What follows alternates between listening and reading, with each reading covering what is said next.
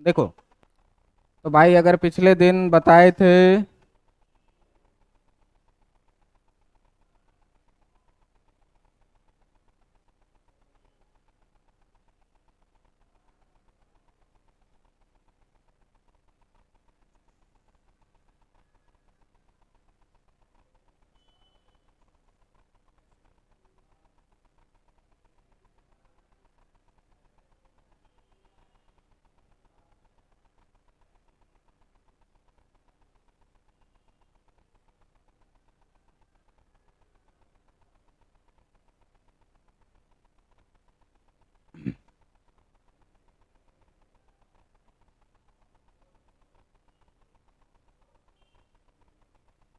चलिए देखिए, तो पिछले दिन क्या बताए थे आप लोगों को भाई? पिछले दिन बताए थे क्या कि पोजीशन वेक्टर क्या होता है, ठीक ना? पोजीशन वेक्टर क्या होता है? तो मैं बोला था कि ओरिजिन के रेफरेंस में अगर किसी पॉइंट का कोऑर्डिनेट एक्स वाई जेड है, अगर किसी पॉइंट का कोऑर्डिनेट एक्स वाई जेड है, ये पॉइंट है पी जिसका कोऑर्डिनेट है कितना, एक्स वाई जेड, तो ओरिजिन से पॉइंट पी को मिलाने वाला जो एक वेक्टर होगा आर ओ पी, इसी वेक्टर को हम लोग क्या बोले थे? Position vector. वेक्टर ओपी या इसी को क्या बोले थे? वेक्टर आर, जिसको कितना लिखे थे? एक्स आई कैप प्लस वाई जे कैप प्लस जेड के कैप, है ना? अब देखो कि इसमें अगर बात करें मैग्नीट्यूड ऑफ वेक्टर आर की, तो ये भी मैं तुमको निकाल के दिखाया था कितना, root under x x square plus Y square plus Z square. और इसके लिए हम लोग एंगल का भी बात किए थे क्या, कि अगर एक्स एक्सिस के साथ अल्फा एंगल बना रहा है तो cos alpha equal to x upon root under x x square plus Y square plus Z square. Y axis के साथ अगर बीटा एंगल बना रहा है तो कॉस बीटा इक्वल टू क्या बोला था, y by root under x x square plus Y square plus Z square. और कॉस गामा अगर जेड एक्सिस के साथ एंगल बनाता है तो ये कितना था, z upon root under x x square plus Y square plus Z square. इतनी चीजें हम लोग डिस्कस कर चुके थे, है ना? तो जब भी बोले मैग्नीट्यूड निकालने के लिए तो सीधा सीधा बात किस चीज का करना है, लेंथ का, और ये डिस्टेंस फॉर्मूला से ही निकल के आया था। और जैसे ही डायरेक्शन का बात किया जाए, मतलब किस चीज का बात करना है, कॉस अल्फा का, कॉस बीटा का और कॉस गामा का, ठीक है? इसमें मैं एक चीज और आपको पिछले दिन ही बताया था क्या, कि पिछले दिन ही बताया था कि अगर एल को, ठीक ना, हम लोग बोले कॉस अल्फा, तो ये कितना आया, root under x x square plus Y square plus Z square.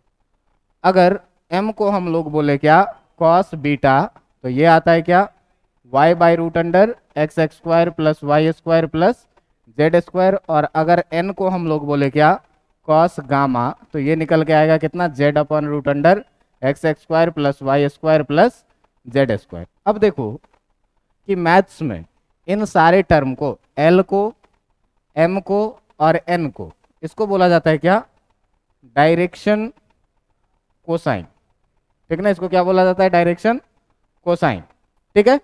अब इस डायरेक्शन कोसाइन का एक रिलेशन है क्या, कि l square plus m square plus n square equal to कितना होता है, 1 के बराबर में। अब अगर कोई आदमी कहे आपको कि इस रिलेशन को हमको प्रूफ करके दिखाओ, तो देखो डायरेक्ट एल का वैल्यू डालो, तो कॉस स्क्वायर अल्फा होगा प्लस कॉस स्क्वायर बीटा होगा और प्लस कॉस स्क्वायर कितना होगा, गामा होगा। कॉस स्क्वायर अल्फा का मतलब इस पूरे टर्म का स्क्वायर, तो ऊपर जब आप इसका स्क्वायर कीजिएगा तो ये कितना हो जाएगा, एक्स एक्स स्क्वायर, और नीचे जब स्क्वायर करिएगा तो रूट खत्म हो जाएगा, कितना बचेगा, x x square plus Y square plus Z square, बचेगा कि नहीं? अब देखो, प्लस कॉस स्क्वायर बीटा है तो ऊपर आएगा वाई स्क्वायर और नीचे रूट हट जाएगा तो कितना आ जाएगा, x x square plus Y square plus Z square. और कॉस गामा में करोगे तो ऊपर आ जाएगा जेड स्क्वायर और नीचे x x square plus Y square plus Z square. इतनी चीजें आ जाएगी, है ना? देखिए, जब सारे टर्म का आप एलसीएम लीजिएगा तो एलसीएम कितना आ जाएगा, x x square plus Y square plus Z square. इससे डिवाइड करोगे 1 आएगा तो ऊपर भी यही आ जाएगा, है ना? अब देखो, इस टोटल टर्म से ये टोटल टर्म क्या होगा, कितना आ जाएगा, 1। इसका मतलब क्या हुआ कि एल स्क्वायर एम स्क्वायर और एन स्क्वायर का जो सम होता है वो कितना होता है, 1। ये चीज प्रूफ हो गया आपका, है ना? हम लोग बात कर रहे थे क्या, कि अगर अगर तुम देखो कि पिछले दिन का अगर हम लोग बात करें, तो पिछले दिन क्या पढ़े थे, यूनिट वेक्टर नाम का एक चीज पढ़े थे, है कि नहीं? क्या पढ़े थे? यूनिट वेक्टर नाम का एक चीज पढ़े थे, जिसको हम लोग क्या बोले थे, आर कैप, है ना? और इस मैग्नीट्यूड ऑफ यूनिट वेक्टर का अगर बात करें तो ये कितना होता था, 1। इसी को हम लोग क्या कहते हैं, यूनिट वेक्टर। कि अगर किसी भी वेक्टर का मैग्नीट्यूड कितना हो जाए, 1 हो जाए, तो वैसे वेक्टर को हम लोग क्या बोलते हैं, यूनिट वेक्टर बोलते हैं। अब इसमें देखिए कि अगर केवल मैग्नीट्यूड लिखा हुआ है, अगर केवल क्या लिखा हुआ है, मैग्नीट्यूड, तो इससे किसी डायरेक्शन का पता हम लोगों को नहीं चलता है। लेकिन अगर मैग्नीट्यूड 1 से किसी यूनिट वेक्टर से हम लोग इसमें मल्टीप्लाई कर देते थे, तो यूनिट वेक्टर से जब मल्टीप्लाई कर देते थे तो जो रिजल्ट मिलता था वो कैसा मिलता था, वेक्टर मिलता था। क्यों? कि यूनिट वेक्टर का मतलब 1 से मल्टीप्लाई हुआ, और 1 से मल्टीप्लाई होने का मतलब कि इसके मैग्नीट्यूड पर कोई फर्क नहीं पड़ेगा, केवल इसको क्या होगा, डायरेक्शन मिल जाएगा। तो मान लो कि कोई मैग्नीट्यूड ऑफ वेक्टर आर, ठीक है, मान लेते हैं क्या कि कोई वेक्टर आर है जिसका मैग्नीट्यूड मॉड आर होगा, इनटू यूनिट वेक्टर को कितना लिखोगे, आर कैप, और इक्वल टू ये कितना हो जाएगा, वेक्टर आर। तो यहां से आप देखिए कि अगर आप यूनिट वेक्टर आर लिखिएगा तो vector r by magnitude of vector r लिखिएगा कि नहीं। ये एक बहुत ही इंपॉर्टेंट रिलेशन है। और इस टॉपिक का जो अगर हम लोग हेडिंग लिखना चाहेंगे तो हेडिंग कैसे लिखेंगे, हेडिंग लिखेंगे क्या कि unit vector along a given vector, unit vector along a given vector, along a given vector. अब देखो along a given vector r equal to तुम्हारे पास दिया हुआ रहेगा क्या, x i plus y j plus z के।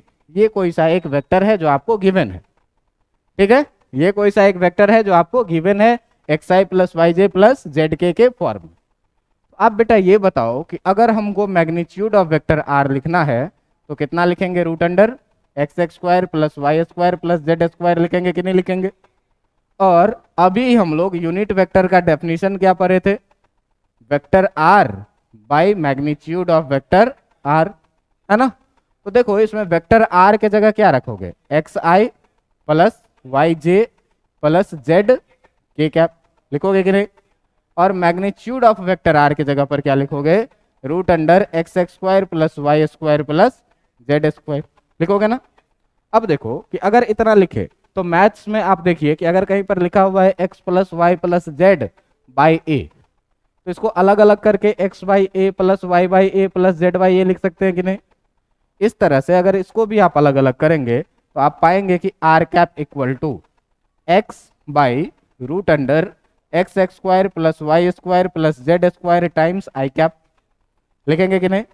Plus Y upon root under x x square plus Y square plus Z square times कितना, plus Z upon root under x x square plus Y square plus Z square times कितना, K cap, है ना? अब जरा सा ध्यान से तुम इस टर्म को देखो, तो जरा सा ध्यान से देखो, कौन से टर्म को, इस वाले टर्म को। जरा सा ध्यान से देखो तुम इस वाले टर्म को, और जरा सा ध्यान से देखो तुम इस वाले टर्म को। लग रहा है कि पहले कभी देखा हुआ है ना? ये क्या है, कॉस अल्फा है, ये क्या है, कॉस बीटा है, और ये क्या है, कॉस गामा है। तो भाई साहब इसी को हम लोग r cap equal to cos alpha times I cap plus cos beta times j cap और प्लस कॉस गामा टाइम्स के कैप लिख सकते हैं कि नहीं लिख सकते हैं? लिख सकते हैं। तो ये भी एक इंपॉर्टेंट रिजल्ट है कि कह देगा कि कोई एक वेक्टर है जो एक्स एक्सिस के साथ अल्फा एंगल बना रहा है, वाई एक्सिस के साथ बीटा एंगल बना रहा है, और जेड एक्सिस के साथ गामा एंगल बना रहे हैं। तो बताओ कि उसके अलोंग एक यूनिट वेक्टर क्या होगा, है ना? तो आप सीधे ये फॉर्मूला लगा सकते हैं, या जनरली अगर आपको यूनिट वेक्टर का फॉर्मूला याद रखना है तो आप इसको केवल क्या रखेंगे, याद रखेंगे। और एक ये रिलेशन भी आप याद रखेंगे कि कॉस अल्फा टाइम्स आई cap cos beta times j cap और कॉस गामा टाइम्स के कैप होता है, ठीक ना? क्या, यूनिट वेक्टर का। अब देखो कि यूनिट वेक्टर का मीनिंग क्या हुआ, प्रैक्टिकल मीनिंग क्या हुआ। तो देखो मान लो कि कोई एक वेक्टर है, ये वेक्टर आर, कोई एक वेक्टर है ये वेक्टर आर जो ए से लेकर के और बी तक में है। तो यूनिट वेक्टर अलोंग आर जो होगा, ठीक ना, यूनिट वेक्टर अलोंग आर जो होगा वो एक ऐसा वेक्टर होगा जिसका डायरेक्शन तो आर के जैसा होगा, जिसका डायरेक्शन तो आर के जैसा होगा, लेकिन मैग्नीट्यूड में ये कितना होगा, यूनिट होगा। अब ये जो तुमको ऊपर वाला पोर्शन दिख रहा है, ये पोर्शन जो है यही है क्या, आर कैप, या इसी को कहीं कहीं यू आर भी लिखा जाता है, यूनिट वेक्टर अलोंग आर, ठीक ना, यू आर भी लिखा जाता है। तो इसका मतलब क्या कि यहां से यहां तक का जो आपका लेंथ है, ये लेंथ है कितना, 1, ठीक ना, ये लेंथ है कितना, यूनिट में लेंथ। तो अब देखो कि ये पूरा वेक्टर ए बी था, है ना, ये पूरा वेक्टर ए बी जो था वो वेक्टर आर है, लेकिन अगर यहां से हम ओ बी का बात कर रहे हैं तो ये ओ बी क्या है, यूनिट वेक्टर, ऐसा यूनिट वेक्टर जिसका डायरेक्शन आर के डायरेक्शन के सेम है। समझ में आई बात, क्या सब रिजल्ट में, क्या सब कि अगर हमको यूनिट वेक्टर अलोंग आर लिखना है तो उस वेक्टर में उसके मैग्नीट्यूड से क्या करना है, डिवाइड कर देना है। तो ऐसे ही सोचो कि मैग्नीट्यूड से डिवाइड करेंगे तो मैग्नीट्यूड और मैग्नीट्यूड कैंसिल, बच जाएगा केवल क्या, डायरेक्शन। तो यूनिट वेक्टर का काम क्या है, केवल और केवल डायरेक्शन देना, ये चीज याद रखना है। और एक दूसरा रिलेशन अभी आपको क्या दिखाए कि कॉस अल्फा टाइम्स आई cap plus cos beta times j cap और प्लस कॉस गामा टाइम्स कितना, के कैप, ये भी होता है किसके बराबर में, आर कैप के बराबर में। इतनी बातें समझ में आई कि नहीं आई, इतनी बातें समझ में आई। अब देखो कि इस पर क्वेश्चन कैसे पूछा जाता है ना, अब इस पर क्वेश्चन कैसे पूछा जाता है। तो इस पर क्वेश्चन को जानने के लिए आप देखिए कि क्वेश्चन है क्या कि find the unit vector along a given vector, along a given vector r equal to 3i minus 5j plus 4k। एक ऐसा वेक्टर दिया हुआ है और कह रहा है क्या तुमको कि इसके अलोंग आप यूनिट वेक्टर निकालिए, यानी कि आर कैप आपको क्या कह रहा है, निकालने के लिए। तो आर कैप निकालने के लिए कह रहा है तो क्या है भाई, वेक्टर आर में उसके मैग्नीट्यूड से हम लोग क्या करेंगे, डिवाइड करेंगे, है ना। अब देखो कि वेक्टर आर पता है, अगर हम यहाँ पर मैग्नीट्यूड ऑफ वेक्टर आर का बात करें तो ये कितना आएगा, root under x x square plus Y square plus Z square होता है। अब यहाँ से तुम कंपेयर करो तो x का वैल्यू कितना है तुम्हारे पास, y का वैल्यू कितना है -5 और z का वैल्यू कितना है 4। जब इसका वैल्यू तुम डालोगे इसमें तो कितना आएगा, 3 का स्क्वायर प्लस -5 का स्क्वायर और प्लस 4 का स्क्वायर। देखिए ये कितना हो जाएगा, 9, 25 और 16, और ये टोटल हो जाएगा रूट अंडर 50, जो हो जाएगा आपका 5√2, है ना। तो यहाँ से क्या निकल के आ गया, मैग्नीट्यूड निकल के आ गया। अब भाई यूनिट वेक्टर का ये डेफिनेशन ही कह रहा है कि अगर यूनिट वेक्टर चाहिए तो वेक्टर आर का मतलब कितना, 3i minus 5j plus 4k, और मैग्नीट्यूड कह रहा है मतलब कितना, 5√2, है ना। अब इसको भी अलग अलग करके लिख लोगे तो कितना हो जाएगा, 3/5√2 आई कैप माइनस 5/5√2 जे कैप और प्लस 4/5√2 के कैप, और यही हो जाएगा क्या आपका यूनिट वेक्टर। अब तुम्हारे मन में एक सवाल आया होगा क्या कि सर अगर ये यूनिट वेक्टर है तो इसका भी मैग्नीट्यूड कितना होना चाहिए, 1 होना चाहिए। जरा सा वेरीफाई करके देख लें। देखो यहाँ पर मैं कर दे रहा हूँ साइड में, ठीक ना, यहाँ साइड में इसको मैं वेरीफाई कर दे रहा हूँ। जरा सा देखिए कि इसमें देखिए आप कि इसमें x के जगह पर कितना है, 3/5√2, है ना। y के जगह पर कितना है, -5/5√2, और z के जगह पर कितना है, 4/5√2। जो मैग्नीट्यूड का हम लोग फॉर्मूला लिखते हैं वो मैग्नीट्यूड का फॉर्मूला कितना लिखते हैं, root under x x square plus Y square plus Z square, है ना। अब देखो इसमें डालो root under x x square मतलब इसका स्क्वायर, 3 का स्क्वायर कितना और इसका स्क्वायर कितना, 5 पंचे 25 दूनी 50, है ना, प्लस 25 बटा कितना 50, और उधर देख लो कितना हो जाएगा 16/50, 16/50, ठीक ना। अब देखिए कि जब इस सब का आप एलसीएम लीजिएगा तो एलसीएम भी कितना आना है, कितना आ जाएगा, 9 + 25 + 16, जो ऊपर आ गया कितना, रूट अंडर 50/50, और इसका आंसर कितना आ गया, रूट अंडर 1, जो आ गया कितना, समझ में आ गया बात। मतलब ये कैसा वेक्टर है, यूनिट वेक्टर, क्योंकि इसके पास मैग्नीट्यूड है। अब बताओ कि इस यूनिट वेक्टर से अगर हम किसी में मल्टीप्लाई कर दें तो उसके मैग्नीट्यूड पर कोई फर्क पड़ेगा क्या? लेकिन डायरेक्शन मिल जाएगा। कैसा डायरेक्शन मिलेगा? तो मान लीजिए कि ये था आपका वेक्टर आर, है ना, मान लीजिए कि ये था आपका वेक्टर आर, तो अगर हम यूनिट वेक्टर आर से मल्टीप्लाई करेंगे तो उसको भी यही डायरेक्शन मिल जाएगा, उसको भी क्या होगा, यही डायरेक्शन मिल जाएगा।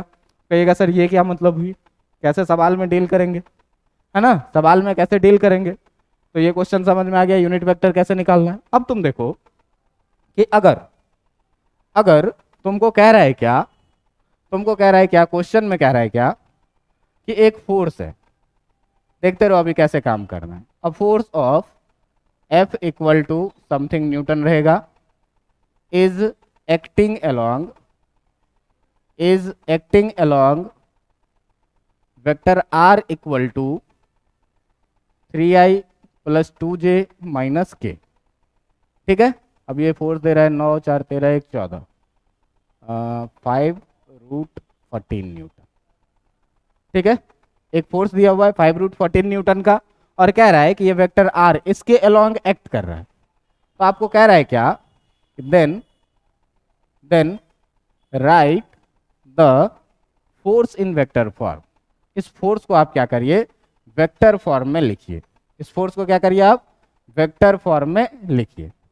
अब एक चीज देखो कि मान लो कि ये वेक्टर आर जो है आपका, ये है वेक्टर आर, और फोर्स के बारे में आपको क्या कह रहा है कि आपका जो फोर्स है ये भी इसी डायरेक्शन में लग रहा है, इसी डायरेक्शन में लग रहा है। मतलब इस फोर्स का और इस वेक्टर का डायरेक्शन क्या, सेम। तो अगर इस वेक्टर के अलोंग हम एक यूनिट वेक्टर निकाल लें, इस वेक्टर के अलोंग अगर हम एक यूनिट वेक्टर निकाल लें और इसको बोल दें हम क्या, आर कैप, ठीक ना। तो तुम एक चीज देखो कि जो एफ बराबर दिया हुआ है तुम्हारे पास, कितना दिया हुआ है, 5√14 न्यूटन, ये तो केवल मैग्नीट्यूड में दिया हुआ है।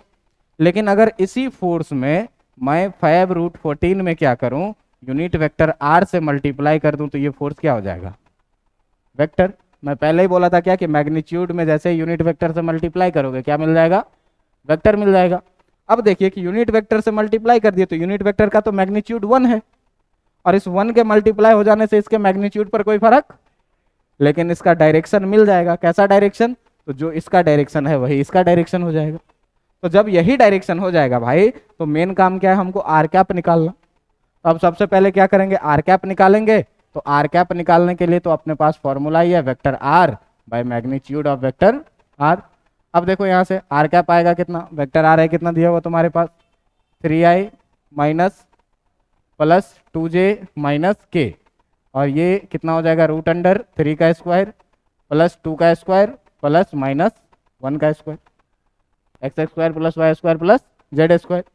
अब देखिए यहाँ से कि ये कहानी 3i cap plus 2j cap minus k cap upon ये √, देखिए 9 4 13 1 14 हो जाएगा, है ना। अब इसी से हमको इसमें मल्टीप्लाई करना है, तो ये कितना हो जाएगा, 5√14, और आर कैप के जगह पर आपको कितना लिखना है, 3i cap plus 2j cap minus k cap, और बाई कितना, √14। देखिए √14 से √14 5 से मल्टीप्लाई करिए, कितना आ जाएगा, 15i cap plus 10j cap और माइनस 5k कैप, और ये हो गया क्या, फोर्स वेक्टर फॉर्म। बातें समझ में आई कि नहीं, कि अगर कोई भी खाली मैग्नीट्यूड दिया हुआ है, कोई भी वेक्टर क्वांटिटी है जिसका केवल मैग्नीट्यूड दिया हुआ है, और ये कह रहा है कि ये फलाने वेक्टर के अलोंग काम कर रहा है, मतलब जो इस वेक्टर का डायरेक्शन है वही इस फोर्स का डायरेक्शन है। मतलब अगर हम इसके अलोंग यूनिट वेक्टर निकाल के इसमें मल्टीप्लाई कर दें तो इसको भी डायरेक्शन मिल जाएगा, है ना, डायरेक्शन मिल जाएगा। वही काम किए क्या कि मैग्नीट्यूड में यूनिट वेक्टर से मल्टीप्लाई कर दी। अब तुम्हारा कहना होगा कि सर अगर ये फोर्स वेक्टर क्वांटिटी है और ये सही है तो इसका भी मैग्नीट्यूड 5√14 न्यूटन ही आना चाहिए। निकाल के देख लो, आ जाएगा। समझ में आया, निकाल के देखो, इसको निकालो, इसका मैग्नीट्यूड निकालो, कितना निकलेगा, √15 का स्क्वायर प्लस 10 का स्क्वायर और प्लस माइनस 5 का स्क्वायर। देखिए ये कितना हो जाएगा, √225 प्लस 100 और प्लस 25, ये कितना हो गया आपका 200, 325, 350 हो गया, है ना। Root under 350। अब देखो इसमें से 25 से इसको मल्टीप्लाई करके लिखो, जब 25 से करोगे तो 12 दो 14 बार में, ठीक है। 25 में से 5 बाहर आ जाएगा। क्लियर, समझ में आ रहा है बात? मैग्नीट्यूड पे कोई फर्क पड़ा नहीं पड़ा, लेकिन डायरेक्शन इसको मिल गया। कैसे? जब यूनिट वेक्टर थे इसमें हमने मल्टीप्लाई कर दिया तब। बातें समझ में आई कि नहीं आई? आई समझ में। अब एक सवाल आप लोग बना करके दिखाइए, ठीक ना। एक सवाल आप लोग बनाइए कि अ डिस्प्लेसमेंट ऑफ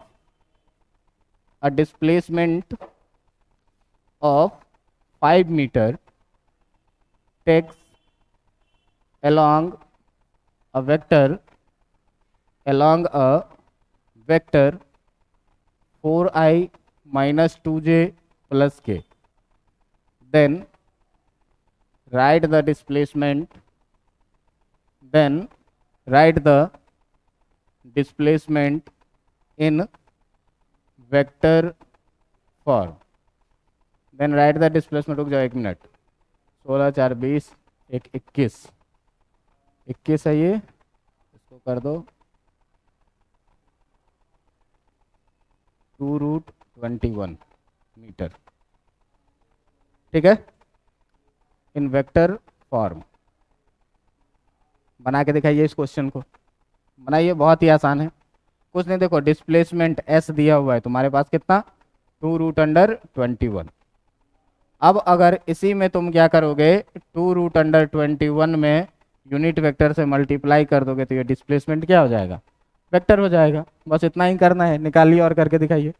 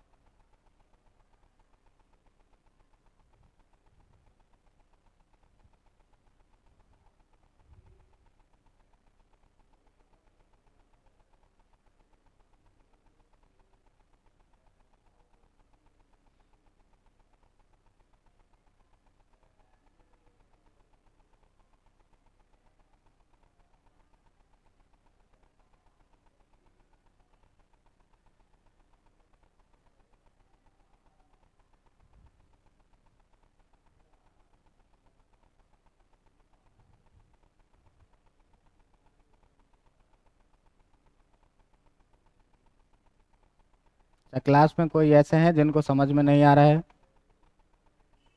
बोलिए।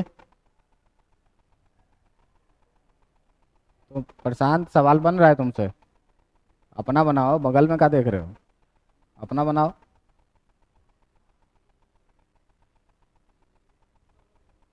हो गया? कितना आया? 8 आए minus 4j plus 2k। 8i minus 4j plus 2k, ठीक है।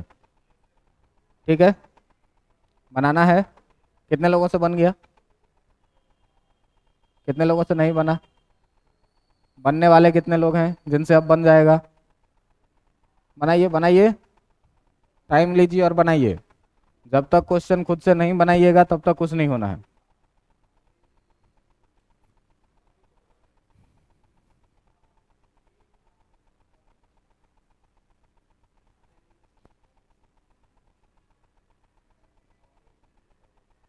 क्या नहीं बना रहे रे? ठीक तो कर रहा है, करो।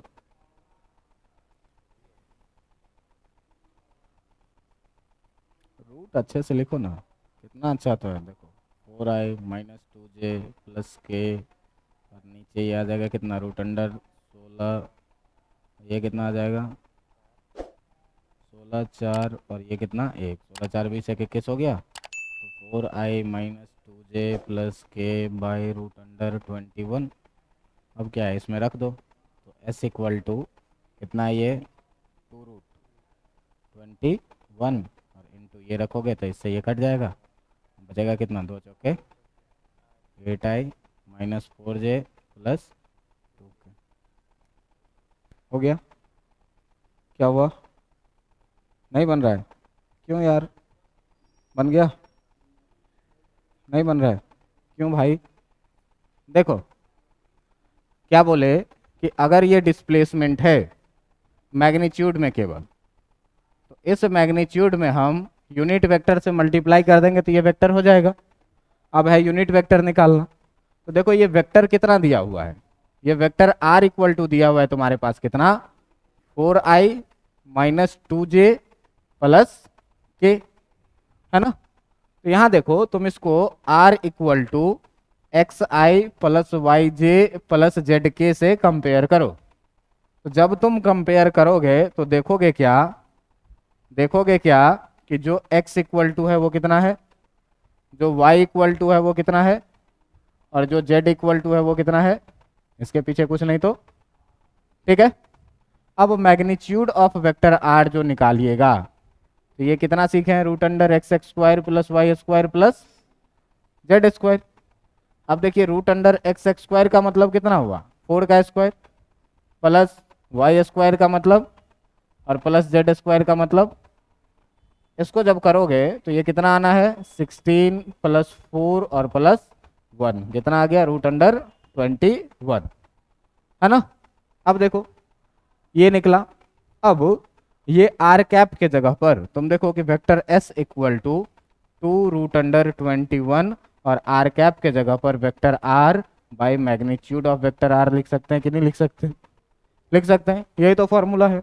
देखिए कितना हो गया, 2√21 इंटू वेक्टर आर के जगह पर देखो कितना है, 4i minus 2j plus k, और नीचे कितना मैग्नीट्यूड ऑफ वेक्टर आर कितना निकला है, रूट अंडर 21, रूट अंडर 21 से ये, अब 2 से जब मल्टीप्लाई करिएगा तो जो डिस्प्लेसमेंट आएगा वो 2 4 जा 8i cap minus 4j cap और plus 2 times k cap. Solve, ये ना वेक्टर फॉर्म में लिखना था डिस्प्लेसमेंट को। बातें समझ में आई कि नहीं आई? आई। चलिए एक अगला क्वेश्चन देखिए। सीधे देखो, सीधे तुमको याद रखना है कि अगर कोई भी यूनिट वेक्टर है तो इसका मैग्नीट्यूड कितना होगा, 1, बस इतनी ही बात है। या कहीं इसी को आर कैप भी लिखा हुआ रहता है, आर कैप लिखा हुआ है, इसका मतलब इसका मैग्नीट्यूड कितना है, 1। तो क्वेश्चन कह रहा है क्या तुम्हारा, क्वेश्चन क्या कह रहा है कि if 0.4 I cap plus 0.6 J cap plus X times के cap is a unit vector,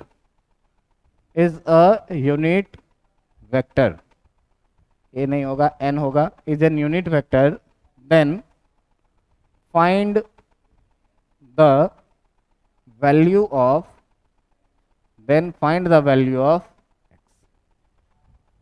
क्या कह रहा है कि ये एक यूनिट वेक्टर है, और यूनिट वेक्टर है आपके क्या करना है, एक्स का वैल्यू फाइंड करना है। तो जैसे ही कह रहा है कि यूनिट वेक्टर है, तो यूनिट वेक्टर है तो मान लो क्या सॉल्यूशन में मान लेते हैं क्या कि ये जो है vector r cap equal to तुम्हारे पास दिया हुआ है कितना, 0.4i प्लस 0.6j और प्लस एक्स के, और इसके बारे में कह रहा है कि ये यूनिट वेक्टर है। तो यूनिट वेक्टर है इसका मतलब मॉड आर कैप जो होगा वो कितना होगा, 1, और मॉड आर को हम लोगों के पास लिखने का तरीका है कितना, x x square plus Y square plus Z square equal to कितना, देखो x के जगह पर कितना है, 0.4 का स्क्वायर प्लस कितना है, 0.6 का स्क्वायर प्लस z के जगह कितना है, कितना हो जाएगा, इसको सॉल्व करेंगे तो x निकलेगा कि नहीं निकलेगा, करिए सॉल्व करिए। माइनस में आ रहा है, अच्छा कोई बात नहीं, माइनस में कैसे आ रहा है यार, गजब, रूट हटाओ इधर स्क्वायर जाएगा, चलो देखो रूट हटाओगे तो स्क्वायर जाएगा, तो ये 0.16 हो जाएगा, 0.4 का स्क्वायर 0.16, 0.6 का स्क्वायर करोगे तो 0.36 plus x x square equal to 1 का स्क्वायर, कुछ नहीं किए, इधर से रूट हटाया उधर गया स्क्वायर हो गया। अब ये देख लो कितना हो गया, 6 6 12, एक बचा 3 1 4, 0.52 plus x x square equal to 1। तो x x square equal to कितना हो जाएगा, 1 माइनस 0.52, है ना। X x square equal to इसको जब करोगे तो ये आ जाएगा कितना, 0.48। तो एक्स इक्वल टू कितना आ जाएगा, रूट अंडर 0.48, इसका जो भी वैल्यू आए। क्या बोलिए, ये सब एकदम हलवा हलवा सवाल है, बहुत आसान आसान सवाल, और सारे को विथ कॉन्सेप्ट डील करना है तो बनेगा, ठीक ना। कोई बड़ी चीज मैं नहीं लगा रहा हूँ, बस हमेशा यही बात बोल रहा हूँ कि यूनिट वेक्टर है तो मैग्नीट्यूड कितना होगा, 1। यूनिट वेक्टर निकालना है, क्या करो, वेक्टर में उसके मैग्नीट्यूड से डिवाइड कर दो। कोई भी केवल मैग्नीट्यूड है उसमें यूनिट वेक्टर से मल्टीप्लाई करो तो वो वेक्टर में मिल जाएगा। यही सब काम हम लोग कर रहे हैं, है ना। चलिए देखिए, कंक्लूजन के तौर पे इतना ही चीज बस आप याद रखिए, क्या, कि यूनिट वेक्टर आर। अभी देखो एक बार पूरा का पूरा कर दे रहे हैं कि अभी तक वेक्टर में क्या सीखे हो। तो अभी तक जो वेक्टर में तुम सीखे हो वो सीखे हो क्या, कि अगर कोई vector r equal to x i plus y j plus z k है तो इसका जो मैग्नीट्यूड लिखोगे वो मैग्नीट्यूड कितना लिखोगे, root under x x square plus Y square plus Z square. अगर इसके डायरेक्शन लिखने की बात हुई थी तो कॉस अल्फा लिखते थे कितना, x by root under x x square plus Y square plus cos beta लिखते थे कितना, y by root under x x square plus Y square plus Z square. अगर बात करें किस चीज का, कॉस गामा का, तो कॉस गामा इक्वल टू कितना लिखते थे, z upon root under x x square plus Y square plus Z square. इतना में तो कोई दिक्कत नहीं। यहीं से एक हम रिजल्ट निकाले थे कि cos square alpha plus cos square beta और प्लस कॉस स्क्वायर गामा जो आया वो किसके बराबर में आया, 1 के बराबर में, जिसको मैथ्स में ये भी पढ़ना था, l square plus m square plus n square equal to कितना, और यही एल है कॉस अल्फा, एम है कॉस बीटा और एन है कॉस गामा। ये इतना पढ़ाया। उसके बाद में आया कहाँ पे, यूनिट वेक्टर पे, है ना, यूनिट वेक्टर पे। तो तुमको मैं क्या बोला कि किसी भी मैग्नीट्यूड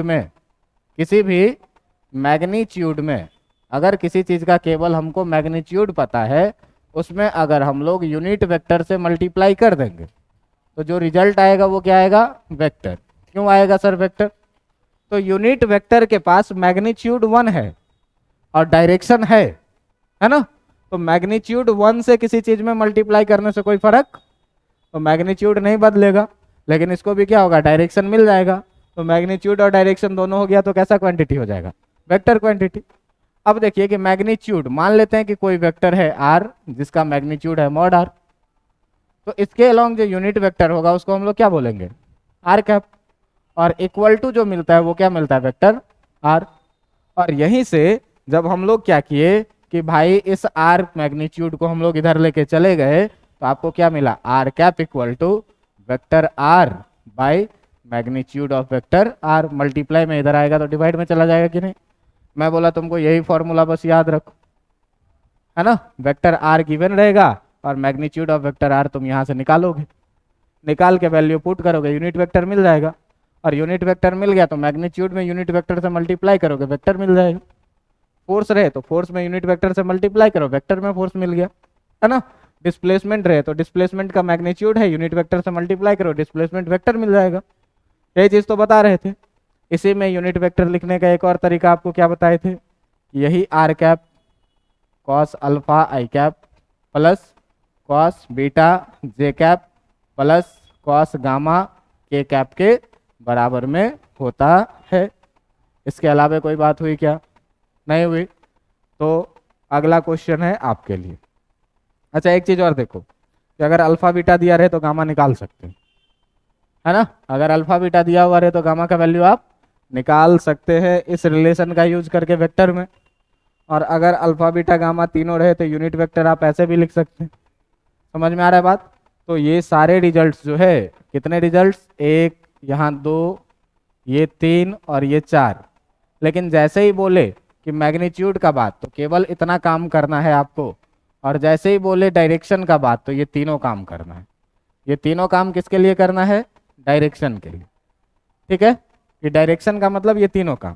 फिर यहीं से एक कंक्लूजन हम लोग ये भी निकाले 5 नंबर में, और इसी कंक्लूजन को ये चीज़ बोले। फिर छठा नंबर का बात आया यूनिट वेक्टर का, तो ये चीज़, और 7वां नंबर यूनिट वेक्टर का यही तरीका। इतना ही चीज़ तो अभी तक पढ़े हैं, हर एक चीज़ को मैथमेटिकली सीखे हैं, क्वेश्चन भी अभी देख रहे थे, है ना। चलिए एक और क्वेश्चन करके दिखाइए, एक और क्वेश्चन करके दिखाइए आप लोग।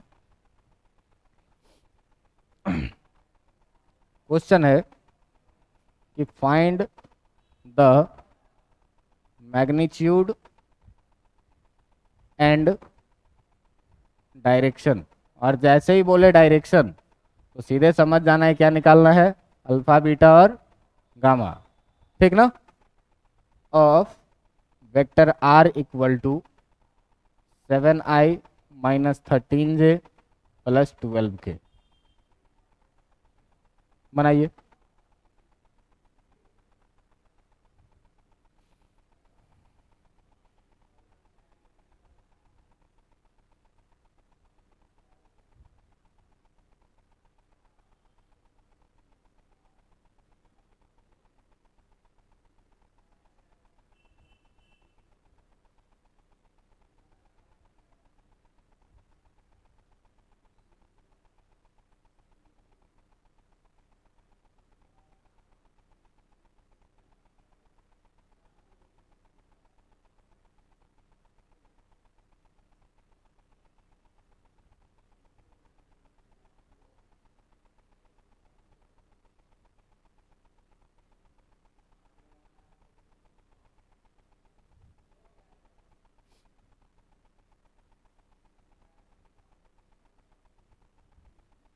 काजल, बन रहा है सवाल।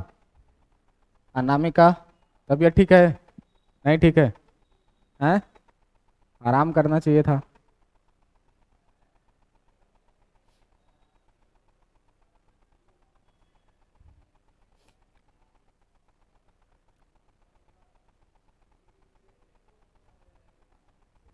चलिए देखिए, सीधे क्या कह रहा है भाई, वेक्टर आर ये है, तो यहाँ कंपेयर करो इसको किससे, r equal to x i plus y j plus z k से।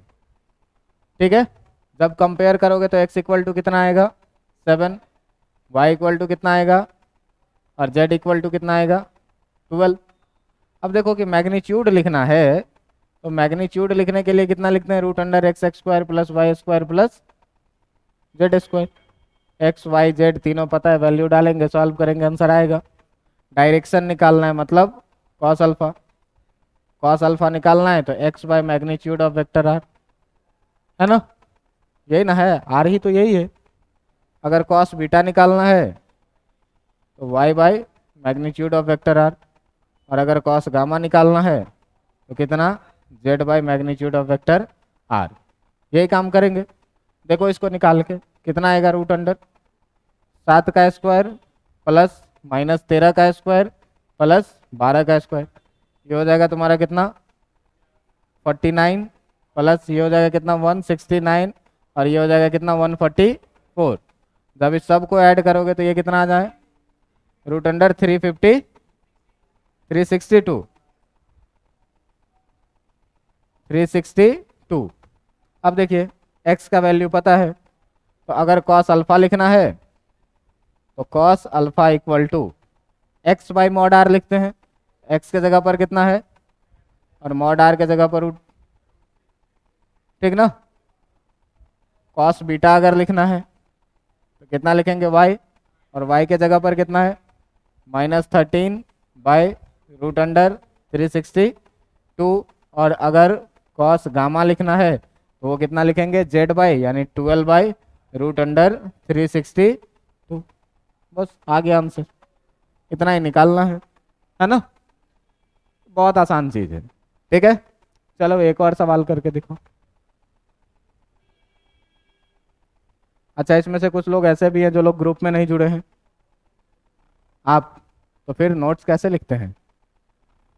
जब आप लोग व्हाट्सएप ग्रुप में नहीं जुड़े हैं तो नोट्स कैसे लिखते हैं?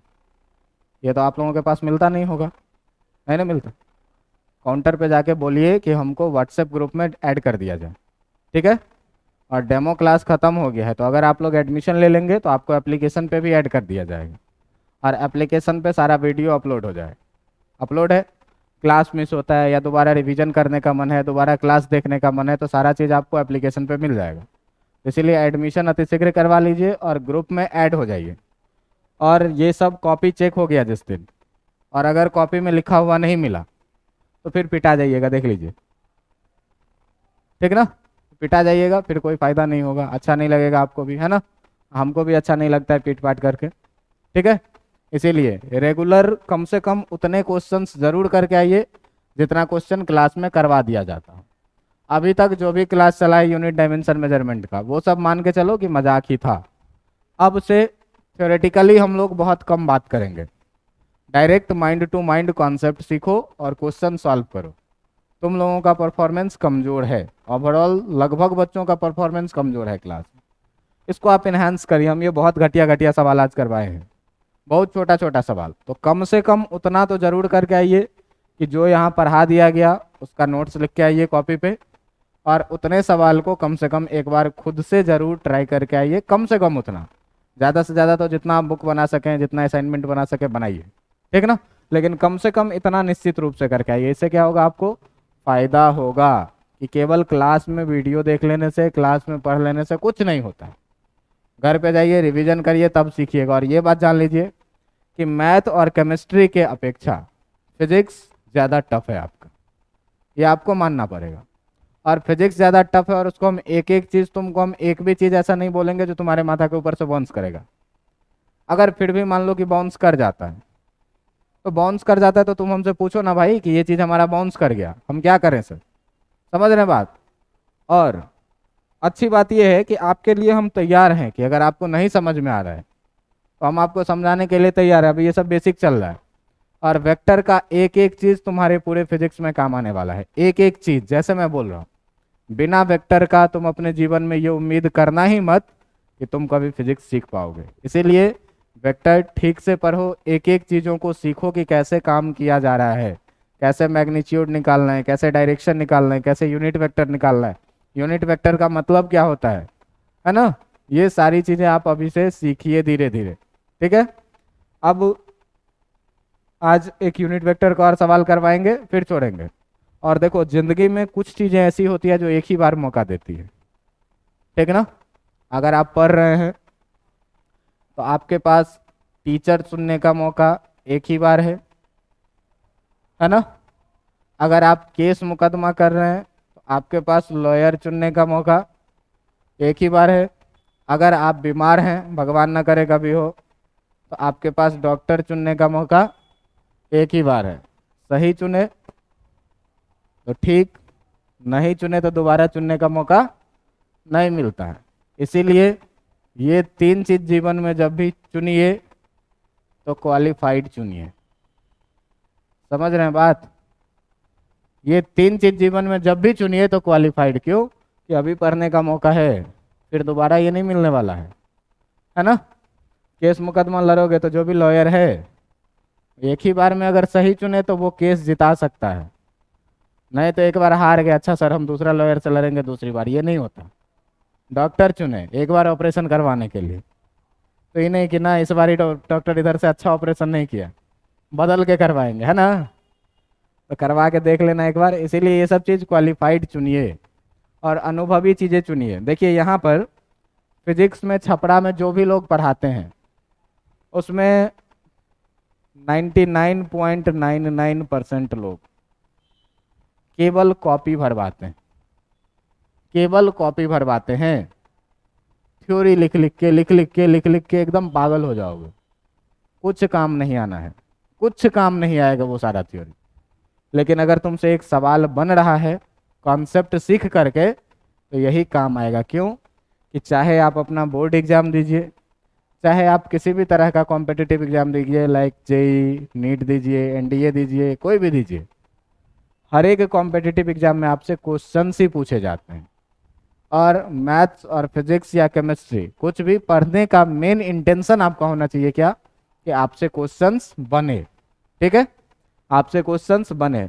तो तो आज भाई साहब जो हम लोगों ने पढ़ा वो क्या पढ़ा, तो आज जो भी चीज़ हम लोगों ने पढ़ा है उन चीज़ों में पढ़ा है क्या, तो वेक्टर और उससे रिलेटेड कुछ बेसिक टर्म। ठीक है, अब अगले दिन जो है तो हम लोग पढ़ेंगे क्या, vector laws of addition, vector laws of addition.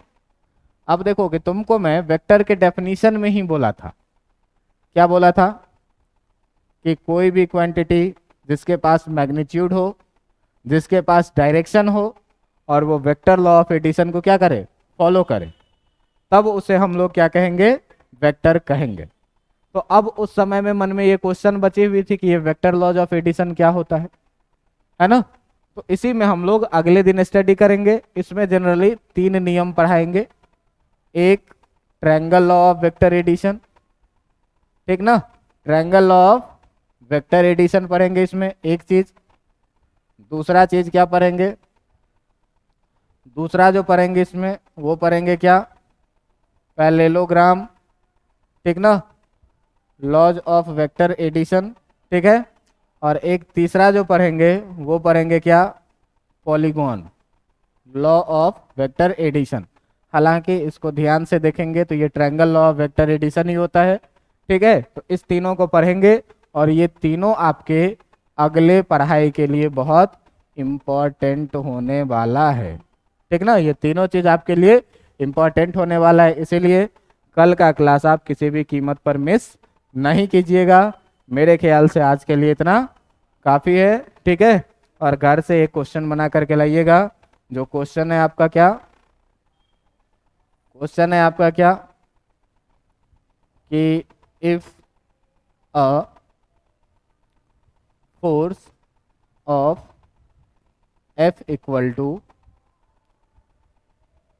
कुछ भी न्यूटन रहेगा, act along a vector vector r equal to 5i plus j minus 2k, 25 4 29 31, 5√30 newton, act along vector इतना, देन फाइंड पहला मैग्नीट्यूड ऑफ वेक्टर आर, दूसरा में है direction of vector are, तीसरा